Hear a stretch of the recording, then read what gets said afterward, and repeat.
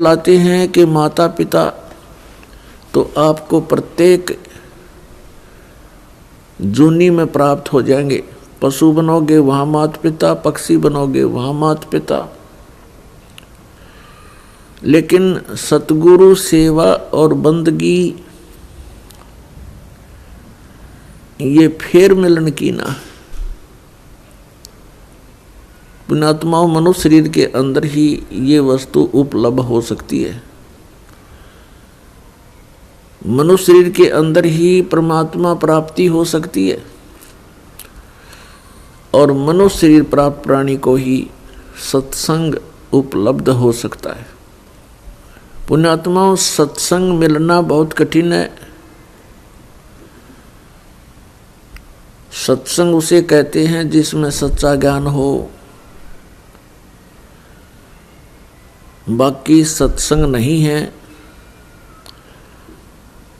जिनके ज्ञान ऐसे बच्चों जैसे हैं तो क्या वो संत सत्संग करते हैं? जो अभी तक परमात्मा को निराकार बताया करते थे, क्या वो सत्संग करते हैं? वो झूठ बोला करते थे। अभी तक जो ब्रह्मा विष्णु महेश के माता पिता कहते थे इनके कोई माता पिता नहीं है, इनकी जन्म मृत्यु नहीं होती, तो क्या वो सत्संग किया करते? जो संत ये बताते हैं सतलोक में प्रकाश ही प्रकाश है, भगवान है ही नहीं, आत्मा उसमें जाकर के ऐसे लीन हो जाती है जैसे बूंद समुद्र में, तो क्या वो सत्संग किया करते? वो हमारा जीवन नष्ट करते थे और अपना भी जीवन बर्बाद किया करते थे, तो वो सत्संग नहीं थे।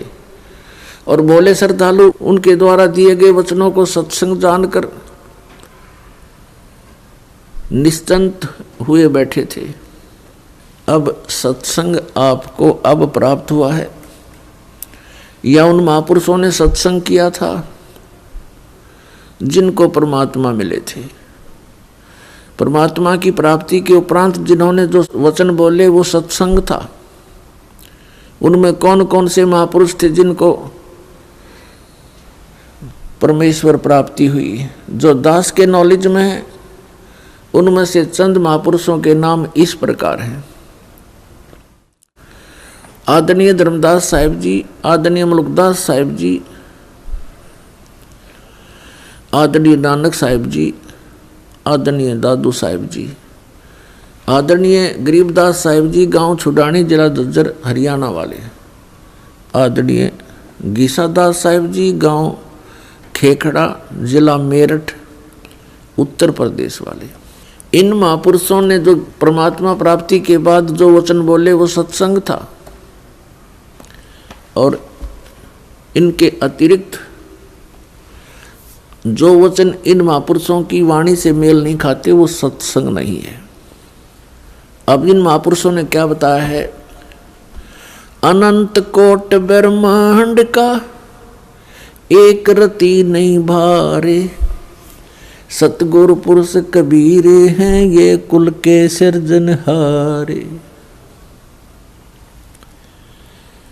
ना सतगुरु जननी जने उनके माने बापे, पिंड ब्रह्मंड से रहित हैं नावा तीनों तापे।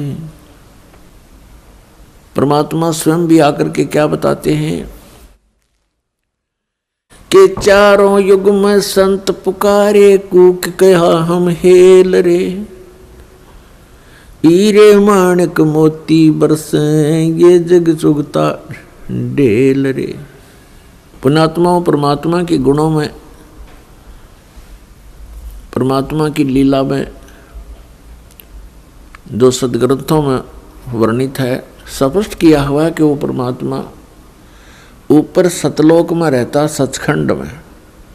संत भाषा में उसको सचखंड कहते हैं और वेद भाषा में उसको रतधाम बोलते हैं। रतधाम मीन सतधाम, सतलोक कहो, सतधाम कहो। संत भाषा में परमात्मा की उपाधि सतपुरुष, अकाल मूर्त, शब्द स्वरूपी राम, आदि से कहा जाता है। वेदों और गीता में उसको परम अक्षर ब्रह्म कहा है, सच्चिदानंद घन ब्रह्म कहा है, दिव्य परम पुरुष कहा है। वो परमात्मा हम सब के पिता है। हम अपनी गलती से काल के जाल में फंस गए, वो दयालु हमारे लिए फिर भी भटक रहे। पुण्यात्माओं, अब समय आ गया है, बहुत सतर्क होना पड़ेगा आपको। असंख्य जन्म हो गए आपको इस काल के लोक में कष्ट पर कष्ट उठाते हैं। उसके विषय में बताते हैं, कोटि जन्म तो भरमत हो गए, कुछ ना हाथ लगा रे। और कुकर सुकर खरबा बोरे, कौआ हंस बुगारे। कोटि जन्म तू राजा की, न मिटी न मन की आशा। भिक्षुक ओ कह दर दर घूम लिया, ये मिला न निर्गुण रासा। इंद्र कुबेर ईश की पदवी, ब्रह्मा वर्ण धर्मराया। विष्णु नाथ के पुर को जाके तू फिर भी वापस आया। असंग जन्म तन मरत्या हो गए, जीवित क्यों ना मरे रे।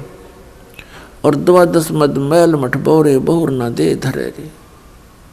दोजक बस्ट सभी ते देखे, राजपाट के रसिया। 3 लोक से तरपत नाही, ये मन भोगी खसिया। 3 लोक से तरपत नाही, ये मन भोगी खसिया। सतगुरु मिले तो इच्छा मेटे, पदमल पदे समाना। चल अनसा उस लोक पठाऊं, जो आदि अमर अस्थाना। 4 मुक्ति जहाँ चंपी करती, माया होरी दासी। दास गरीब अभय पद पर से, वो मिले राम अविनाशी। पुण्यात्माओं, आप बिल्कुल बालक हो। काल ने आपकी बुद्धि को इतना सीमित कर दिया, जैसे संतों को हम ऐसे नजर आते हैं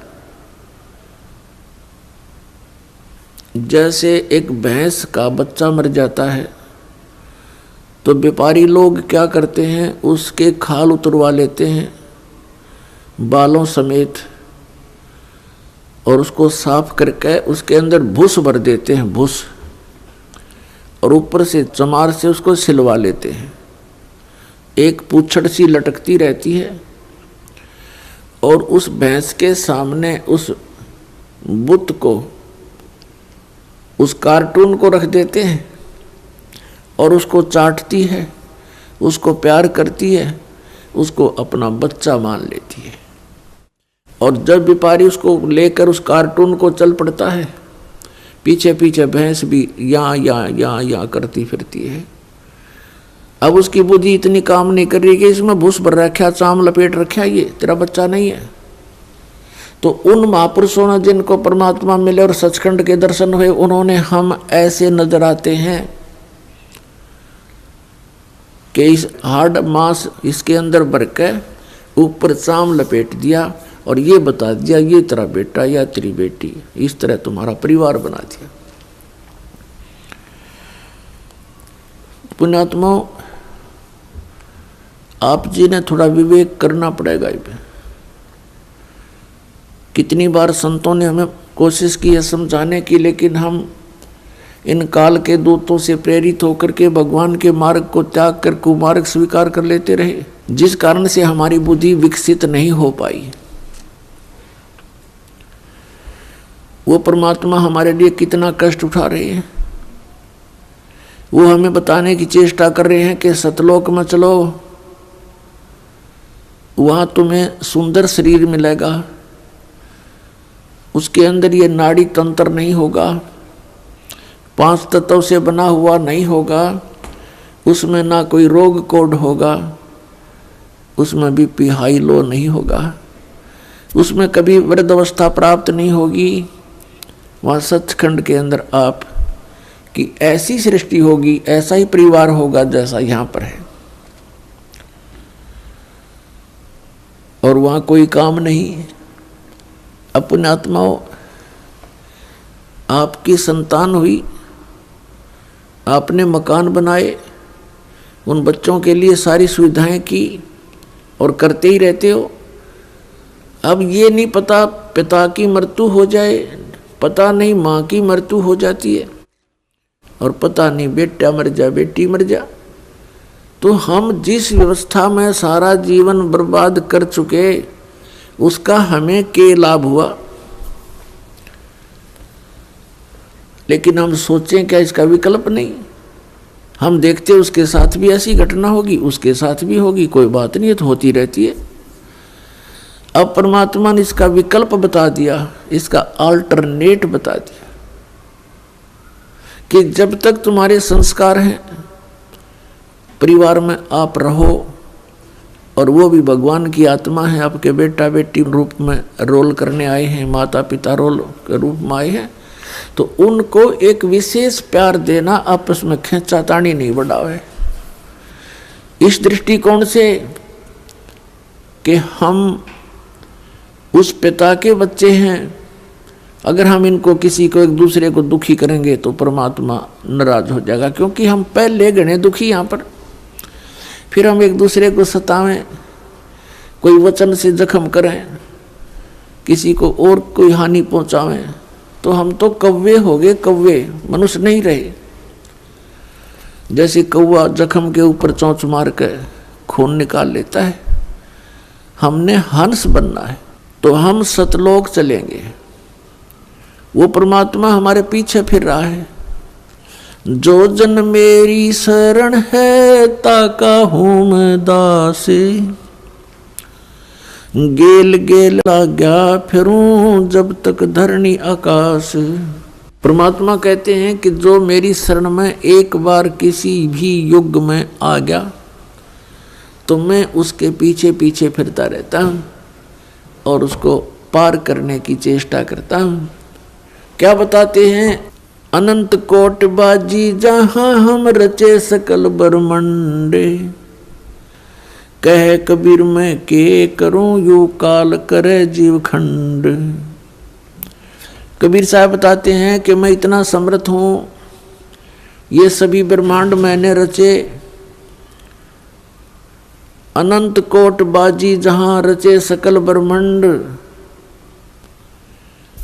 और कहे कबीर मैं क्या करूं ये काल करे जीव खंड। पुणात्माओं, आपने ये अमर कथा कभी सुनी नहीं थी। आप जी ने अपने ही धर्म मजहब के अंदर चल रही कथाओं को सुना, उन्हीं के आधार से आपका माइंड सेट हो गया। अब इस अमर कथा को सुनकर बहुत दिनों में जाकर आपका विश्वास होगा, और जब आपको ये कथा समझ में आ जाएगी, उस समय देखना आपके मन की स्थिति क्या होगी। आप ऐसी स्थिति में हो जाओगे जैसे परगर पावना रह उठाए चित, जैसे दूसरे के घर में, दूसरे गांव में, रिश्तेदारी में कोई परौना चला जाता है, मेहमान रूप में जाता है, वो वहाँ रहता अवश्य है, लेकिन उसको पता है कि मैंने वापस जाना है, और उसको अपने घर की रह रहकर याद भी सताती रहती है। कहते हैं जैसे पर घर पावना रह उठाए चित, तो यहाँ से आपका ऐसे मन हट जाएगा एक दिन,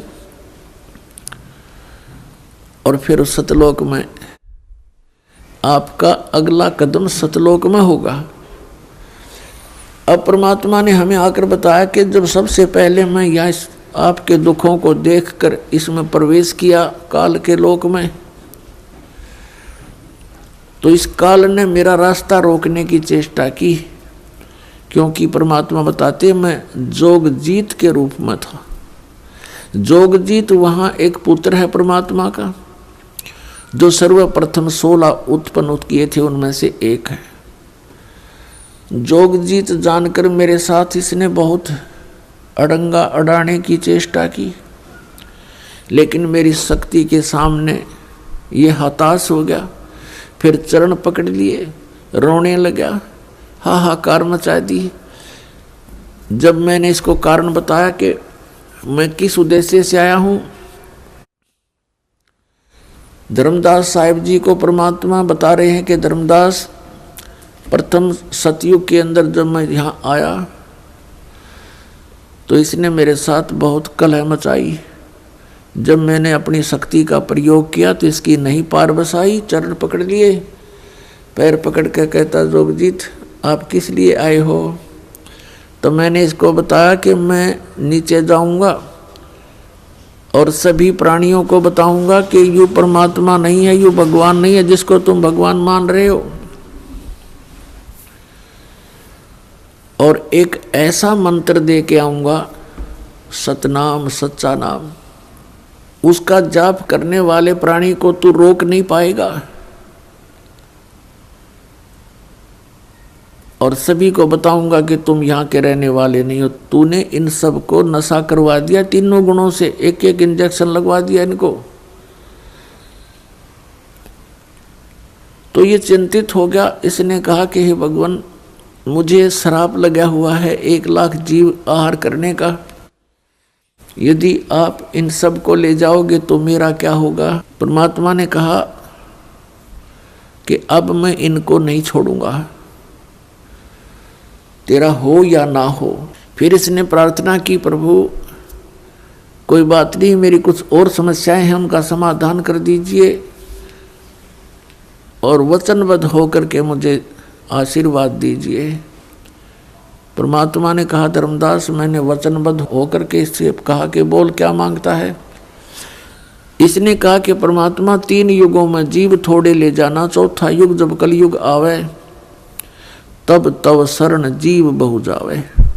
ऐसा वचन हर मोय दीजिए, तब तुम गवन संसार ही कीजिए। तो मैंने इसको कह दिया ठीक है, तथास्तु, कि ऐसा ही होगा। फिर इसने एक प्रार्थना और की थी कि परमात्मा जबरदस्ती ना करना हे बड़े भाई, क्योंकि जोगजीत रूप में खड़े थे परमात्मा और ये भी उन्हीं का भाई है। परमात्मा से, कबीर से उत्पत्ति हुई इस काल की, ज्योति निरंजन की। और इसने कहा कि हे प्रभु, हे बड़े भाई, जबरदस्ती ना करना, जो आपके ज्ञान को स्वीकार करे वो आपका और हमारे ज्ञान को स्वीकार करे वो हमारा। आप ज्ञान दे करके अपना बनाना, बाई फोर्स ना करना, वो तो मालिक को पता। अब यहाँ प्रश्न उठता है पुण्यात्माओं बहुत सी, क्योंकि हमारे अंदर बहुत युगों से ये अज्ञान ठुका हुआ है, भरा हुआ है खचाखच। ये सच्चे ज्ञान को टिकने नहीं देता, ना जाने कितनी शंकाएं उत्पन्न होती हैं। एक शंका तो ये उत्पन्न होगी कि भाई भगवान ने जानी जान, कहते हैं परमात्मा जानी जान है, अंतर्यामी है, सर्वज्ञ है, फिर क्या उनको पता नहीं था ये ऐसे ऐसे वचन मांगेगा? इसको वचन ना देते सतयुग में ही हमें वापस ले जाते। तो ये तो पुण्यात्मा मन की बकवाद हैं, इस तरह के विचार जो जिसके अंदर आते हैं। हम सतलोक में रहा ही करते। यदि हम ऐसे टिकने वाले होते तो पहले ही ना वहीं रहा करते थे। आवश्यकता ही नहीं थी हमें यहाँ आने की, फिर भगवान को यहाँ दुख उठाने की हमारे लिए। परमात्मा को पता था कि सतयुग त्रेता द्वापर में ये प्राणी दुखी नहीं होता। पुण्यकर्मी प्राणियों को मनुष्य जीवन मिलता है सतयुग त्रेता द्वापर में, जिनके बहुत घने पुण्य होते हैं और वो सभी साधना भी करते हैं, मनमुखी साधना करते हैं, शास्त्र विधि त्याग कर भी साधना करते हैं। उनसे सिद्धियां प्राप्त अवश्य हो जाती हैं और उनके पूर्व प्रारब्ध कर्मों के आधार से, किस्मत में लिखे हुए पनों के आधार से उनको सुख होता है, शरीर स्वस्थ होता है। सतयुग में पिता से पहले पुत्र की मृत्यु नहीं होती, जो सबसे बड़ा जख्म होता है पिता के लिए। और पत्नी से पहले पति की मृत्यु नहीं होती, जो पत्नी के लिए बहुत बड़ा दुखदाई होता है। और बहुत लंबी आयु होती है, शरीर स्वस्थ रहता है, आहार बहुत ही अच्छा होता है। तो इस प्रकार जब पिछले पुण्यों से उसको लाभ होता रहता है, साधना गलत करता रहता है, पाप इकट्ठे होते जाते हैं, पुण्य अक्षीण होते रहते हैं, फिर उसका जन्म त्रेता में होता है। त्रेता में भी ऐसी सती थी लगभग रहती है। फिर द्वापर में होता है, हरे भरे वृक्ष होते हैं, सब जगह जंगल होते हैं, फलदार वृक्ष होते हैं, समय पर वर्षा होती है। तो इस प्रकार ये सोचता रहता है कि जो साधना पूजाएं मैं कर रहा हूँ इनसे मुझे लाभ हो रहा है, अज्ञानता के कारण। तो परमात्मा के ज्ञान को जो पहले वाले साधना से बिल्कुल हटकर होता है उसको ये प्राणी बिल्कुल स्वीकार नहीं करता। अब कलयुग के अंदर ये प्राणी बिल्कुल कर्महीन हो जाता है, पापों की गठड़ी बांध लेता है और पुण्य इसके पास रहते नहीं।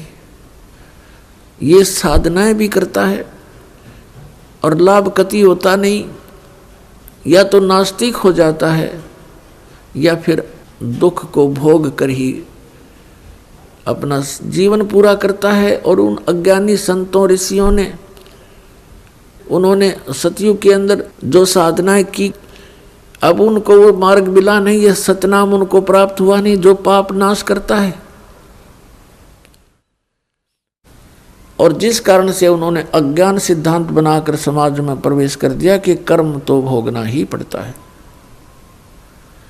प्रारब्ध में लिखा हुआ तो भोगना ही पड़ता है, इसको कोई चेंज नहीं कर सकता, इसमें कोई परिवर्तन नहीं हो सकता। तो पुण्यात्माओं, हम परमात्मा की खोज इसलिए करते हैं, परमात्मा को इसलिए खोजते हैं कि हमारे जीवन में कोई कष्ट आवे तो वो टल जावे और हमारा कल्याण की तो बहुत बाद में समझ में आती है। पहले तो यही रहता है कि मेरे बच्चे सुखी रहें, मैं स्वस्थ रहूं, कोई ऐसी दुर्घटना मेरे जीवन में ना घटे जो मुझे पीड़ादायक हो।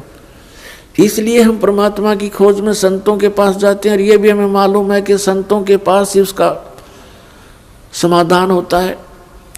और ये भी हम सुना करते कि परमात्मा ना जाने किस बेस में आ जा, तो वो परमात्मा कबीर साहब है, वो ना जाने क्या रूप बना करके और कब कहाँ प्रकट होता है और हमारे लिए भटकता रहता है, हमें समझाने की चेष्टा करता है कि तुम इस झूठे सुख को सुख कहे ये मान रहा मनमोद, ये सकल चबीना काल का कुछ मुख में कुछ गोद।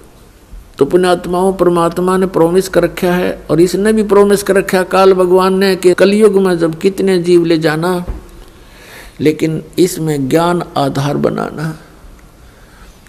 तो पुण्यात्माओं, अब बुद्धिमान समाज हो गया है, इस ज्ञान से अब आप बालक नहीं रहोगे। परमात्मा के प्रयत्न को गहराई से सोचना, वो क्यों भटक रहे हमारे लिए सतलोक न छोड़ के, क्योंकि हम उनके बालक हैं, हम उसकी आत्मा हैं। और इनको काल इसलिए परेशान कर रहा आप जी को कि जितना मैं इनको सताऊंगा उतना ही वो दुख पावेगा। अपने आत्माओं, आप बालक हो, ये हमारे साथ क्यों प्रतिशोध ले रहा कि इसने वहाँ पहले तो तप करा, फिर तप करा, फिर तप करा 3 बार, उससे इसने 21 ब्रह्मांड प्राप्त किए, फिर 5 तत्व 3 गुण परमात्मा ने इसको दे दिए कि ले जाओ खेल खिलौनों से।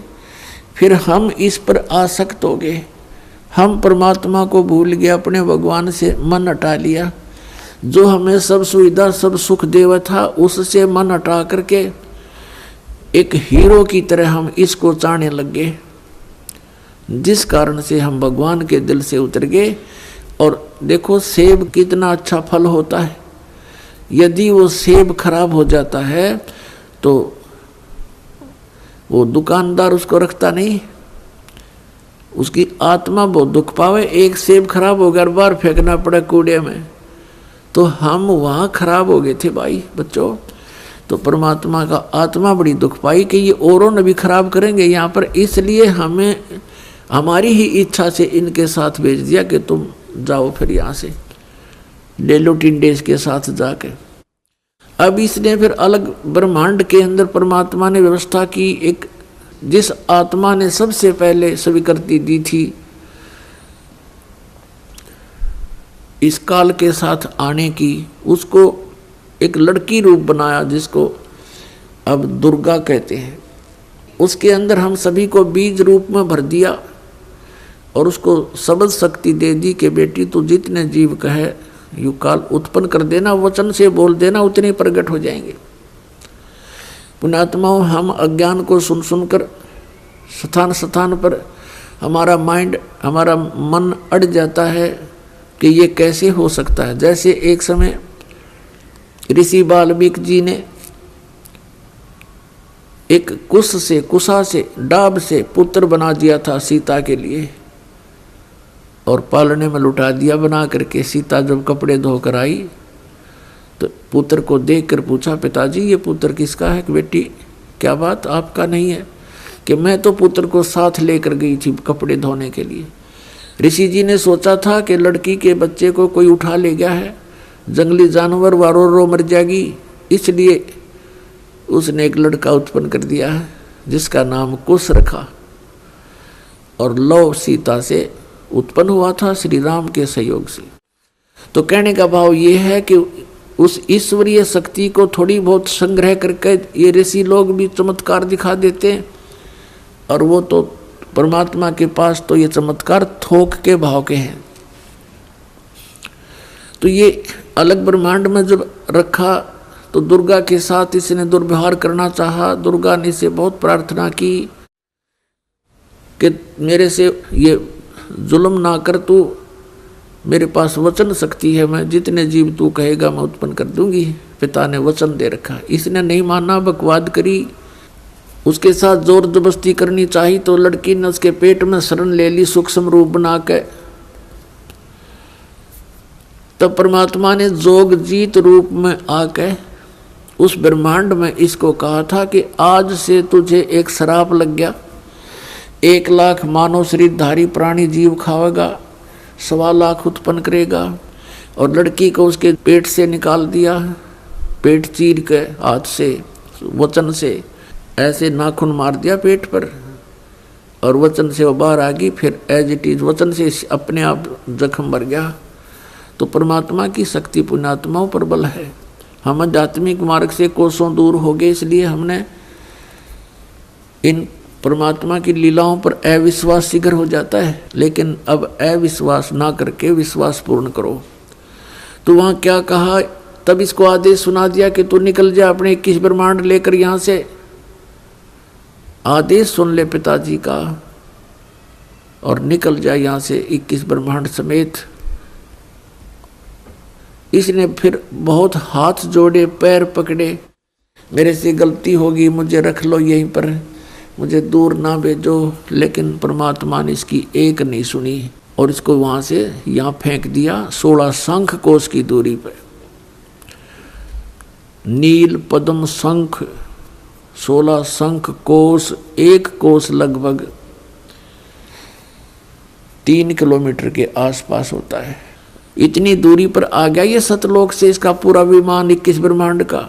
तो इसने उसके बाद से परमात्मा से प्रतिशोध लेने के उद्देश्य से हमें या इतने दुख देता है कि एक पल भी चैन से ना टिक सके, सांस ना ले सके। अब देखते हो पुण्यात्मा, पशु पक्षी ये कितने कष्ट उठाते हैं। आप देखते हो मनुष्य जीवन में कोई सुखी है? इस झूठे सुख को सुख मान बैठे हैं हम, और परमात्मा हमें याद दिलाते हैं आकर के कि तुम काल के जाल में हो। आप जी को इसने मिसगाइड करके इतना ही सीमित कर दिया आपकी बुद्धि को, संतानों उत्पत्ति, कोठी कार लेना, सारा जीवन ये सोच करके बुढ़ापे में सुखी होऊंगा मैं, बुढ़ापे में मेरा जीवन ठीक कट जाएगा, बढ़िया कोठी बना दूं, बच्चों को सुखी कर दूं, गनाए धन बना दूं। अपने आत्मा बुढ़ापे तक, पहली तो ये बात है कि बुढ़ापे तक आप रहोगे कि ना रहोगे, वृद्धावस्था तक। और वृद्ध अवस्था होने के बाद फिर सुख कहाँ से? वृद्ध अवस्था में सपने में भी सुख नहीं है। तो हमारी सारी ही सोच इस टाइप की थी जो हमें केवल दुख दे सकती है, सुख नहीं। बुढ़ापे में कभी तो जाड़ पड़वानी, कभी आंख बनवानी, और कभी कोई बच्चा कुछ बोल रहा है, कोई पुत्र वधू कुछ कह रही है, कहीं पौत्र को कोई गड़बड़ होगी, कहीं पौत्री का गड़बड़ होगी, कोई देवता मर गया, कोई देवती मर गई। तो ये सब कष्ट उस व्यक्ति को होते हैं जो वृद्ध अवस्था प्राप्त कर चुका है। और सोचा नहीं होता बुढ़ापे में सुखी हो जाऊंगा, इब तो धंधा करके बच्चा न पाल पोष दूं। तो पुण्यात्मा बुढ़ापे में तो जिए जानेगा जिसा सुख होगा तुम्हें। तो इसलिए परमात्मा हमें याद दिलाते हैं कि जिस प्रोसेस में आप अपना सारा जीवन न्यौछावर किए बैठे हो, ये आपकी महाभूल है। इसके साथ साथ और भी कार्य आपका एक अनिवार्य है, वेरी इम्पोर्टेंट है। उसको तो आपने शुरू ही नहीं किया। अब जैसे हम देखा करते थे, बुजुर्ग आपस में बैठ कर बतलाया करते थे, क्या कहते थे, और भाई कुशल हो? तो वो कहता था मौज हो रही है, कत्ती ठाठ हो गए, 2 बेटे थे 2 बेटी, सबका विवाह कर दिया, पुत्र पर भी पुत्र हो गया, पुत्रियों पर भी पुत्र हो गए, और बस मेरा तो जीवन सफल हो गया। अब बेशक उठा ले भगवान मने, मुझे बेशक उठा ले परमात्मा, मेरा काम पूरा हो गया। अब इस तत्व ज्ञान की रोशनी में पता चला कि खाक पूरा हो गया तेरा समय, जीवन कहाँ से सफल हुआ? जीवन तो बर्बाद हो गया आपका। और जो कुछ भी आपको प्राप्त हुआ ये तो पूर्व प्रारब्ध में आपका लिखा हुआ था, आपका किया हुआ नहीं, आपका चाहा हुआ नहीं। जैसे संतान होते ही एक ऐसी हमारी मन में काल ने ऐसी प्रेरणा कर रखी है कि हे भगवान बच्चा हो और पुत्र हो, पहला पुत्र हो फिर पुत्री बेशक हो जा। ऐसी टेंडेंसी श्लोक वेद से हमारी बनी हुई है जो बिल्कुल व्यर्थ है। अब विवाह हुआ, प्रथम लड़की होगी, फिर सोचा ये भगवान दूसरा तो पुत्र होना चाहिए, दूसरी भी कन्या होगी, फिर कहा हे भगवान तीसरा तो पुत्र हो, तीसरी भी कन्या होगी, चौथी आशा पुत्र की थी, चौथी भी कन्या, पांचवी भी कन्या होगी। तो क्या आपका किया हुआ या आपका चाहा हुआ? नहीं, जो आपकी किस्मत में था वही आपको मिला। तो आप कहते हो कि मेरा जीवन सफल हो गया, ये तो आपका होना ही था। आपने जो इस जीवन में एक इम्पोर्टेंट कार्य और करना था, अनिवार्य कार्य करना था, वो तो तुमने स्टार्ट भी ना किया। इसकी याद दिलाने के लिए परमात्मा सतलोक से आते हैं। यहाँ के भगवान और यहाँ के ये संत हमें केवल इस माया में ही डबोते हैं, इसी में डालते हैं, हमारे को बाहर निकाल नहीं सकते क्योंकि इनकी पावर नहीं। वो तो स्वयं आते हैं या अपने ही संत बना करके यहाँ भेजते हैं, अपनी भक्ति शक्ति से चार्ज करके भेज देते हैं, और फिर वो संत ये काम किया करते हैं। नहीं, आम संत की कोई औकात नहीं जो काल के सामने इस प्रकार का कोई कदम उठा ले। अब क्या बताते हैं परमात्मा, हम सुल्तानी नानक तारे दादू को उपदेश दिया, जात जुलाहा भेद न पाया वो काशी माहे कबीर हुआ। गोता मारू स्वर्ग में जा बैठू पाताले, गरीबदास ढूंढता फिरूं अपने हीरे मोती लाले। परमात्मा कबीर साहब कहते हैं कि गोता मारूं स्वर्ग में और जा बैठूं पाताल, कह कबीर ढूंढता फिरूं अपने हीरे मोती लाल। अब जैसे आपको कल सत्संग के अंदर दिखाया था, रूबरू करा था उन पवित्र सदग्रंथ वेदों से। उसमें क्या लिखा कि परमात्मा ऊपर ध्युलोक यानी तेजो में शरीर में और तेजो में लोक में राजा के समान विराजमान है, और वहां से गति करके नीचे आता है और बहुत अत्यंत गतिशील पदार्थ के समान, जैसे आकाशीय बिजली गिरती है नीचे बहुत स्पीड से, ऐसे परमात्मा सतलोक से गमन करके चल के यहाँ आते। तो वो परमात्मा अच्छी आत्माओं को मिलते हैं, उनको उपदेश करते हैं, तत्व ज्ञान से परिचित कराते हैं, अपने से परिचित कराते हैं।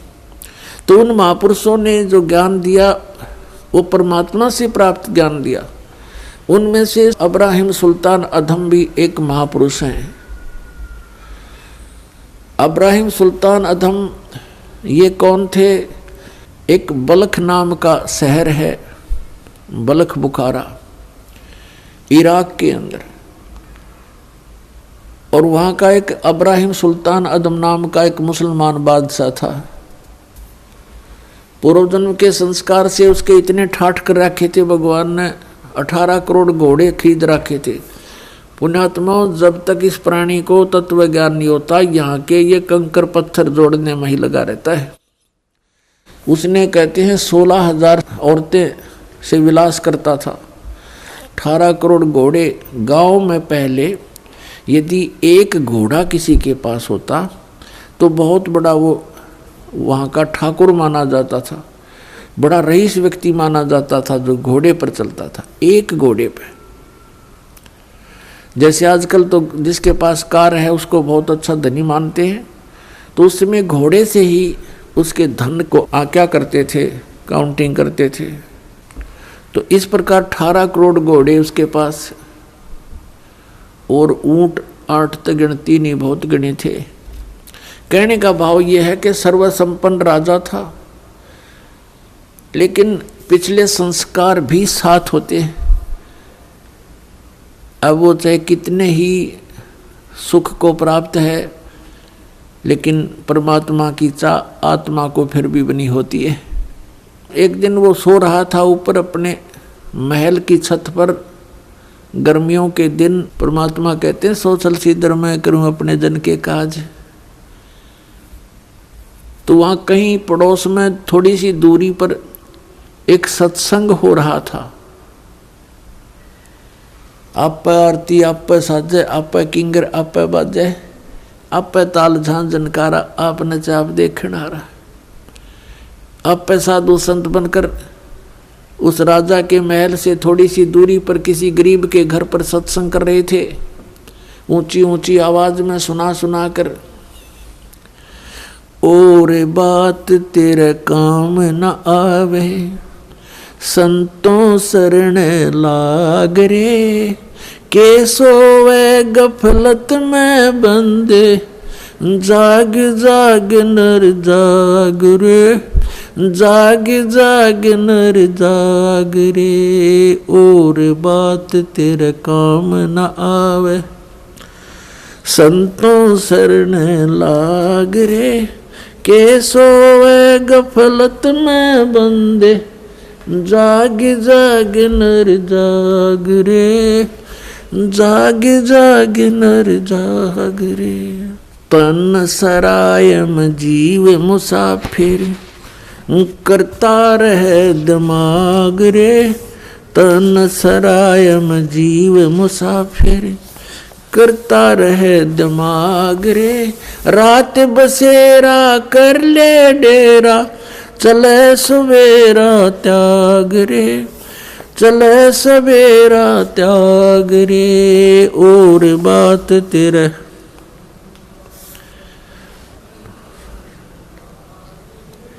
के सोए गफलत में बंदे, जाग जाग नर जाग रे, जाग जाग नर जाग रे।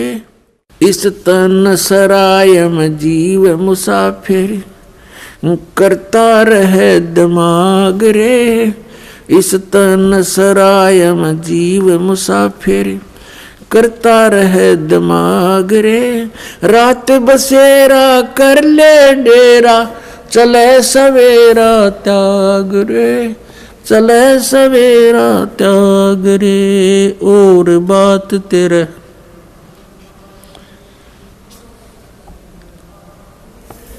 के सोए गफलत में बंदे जाग जाग नर जाग रे। उमदा चोला बण्या अमोला लगे दाग पे दाग रे।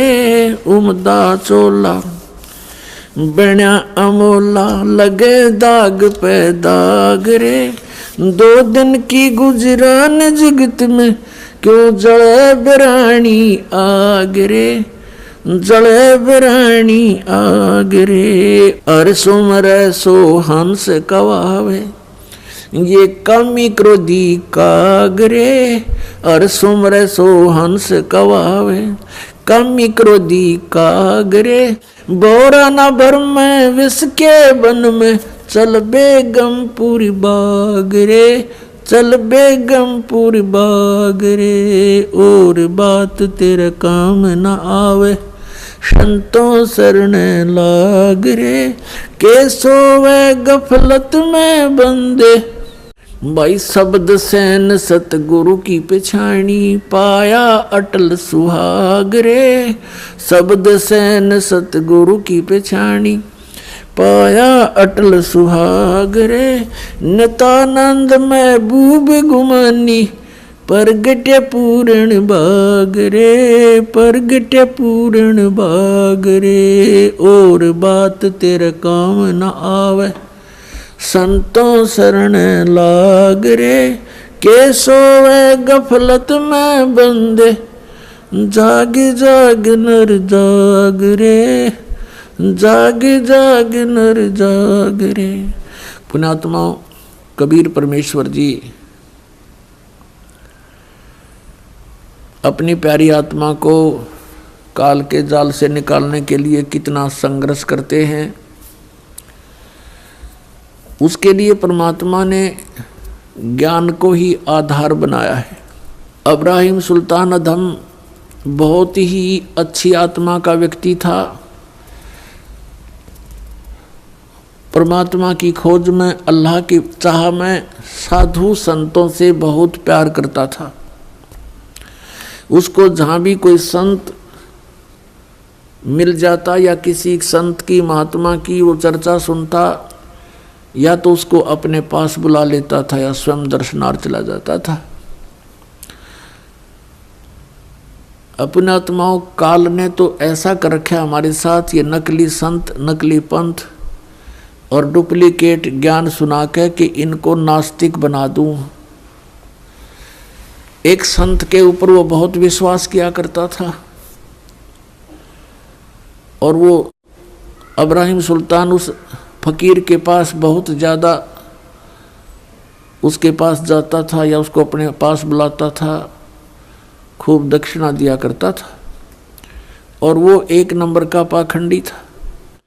एक बार राजा ने, क्योंकि वो बहुत धनी व्यक्ति था, बहुत धनी राजा था, वो जूते जो होते हैं जूती पे पहना करते, पहले अब जूते कहने लग गए उन्हें। उन जूते होते थे, जो जूती थी, एक जूती की कीमत 1.25 लाख रुपए थी। उस समय का तो 1.25 करोड़ हो गए एक जूती की कीमत। उस जूतों के ऊपर हीरे, पन्ने, जवाहरात, मोती सब जगह उसमें गठे होते थे।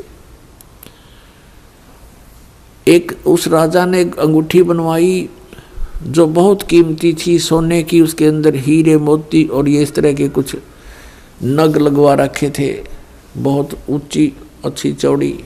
अब उस संत की वो बहुत आदर करता था, विश्वास किया करता था। एक फकीर पर वो डुप्लीकेट ठग था।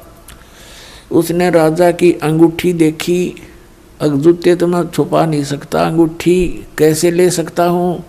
उसने वैसी ही अंगूठी एक डुप्लीकेट बनवा ली, पीतल की, मिलती जुलती कती। और राजा से कहा कि राजा आज नौका विहार करते हैं, मेरे साथ चलो। राजा तुरंत तैयार हो गया फकीर का आदेश मानकर। नाविक नौका चला रहा है, राजा और फकीर उसके ऊपर कुर्सी पर बैठे हैं। अब फकीर ने कहा कि राजन, ये अंगूठी कैसी बनवा ली, कैसी है, दिखाना मुझे। अंगूठी कब बनवाई? कि जी अभी बनवाई है, कुछ दिन हो गए, कई बार पहन ली, आपके ध्यान नहीं गया, देखो देखो निकाल कर। राजा ने कहा देखो देख लो, देखो ऐसी है। अब वो तो डुप्लीकेट था, उसने लेकर ऐसे और कहा, उसने क्या कहा कि हम फकीरों के क्या काम ये अंगूठी। अब वो ओरिजिनल पल देखता रहा और कहा देखो राजा, ये इधर क्यों जा रहा नाविक तू? तो राजा का ध्यान उधर हुआ, वह डुप्लीकेट निकाल ली, वह डाल ली, हाथ में ले ली और कहा राजन, अंगूठी तो बहुत अच्छी है, प्रसाद संतों के क्या काम की, जल में फेंक दी। अब राजा ने सोचा भाई बड़ा त्यागी विरागी महात्मा, इसको तो संसारिक धन से भी कोई लगाव नहीं है, और ज्यादा आस्था होगी इसमें। फिर खूब वो दान दे। राजा रोके नहीं, हमें क्या जरूरत है, हमें क्या जरूरत है, कोई नहीं, दे दे, हम लगा देंगे, इधर भंडारा कर देंगे। अब नाट्य भी ले।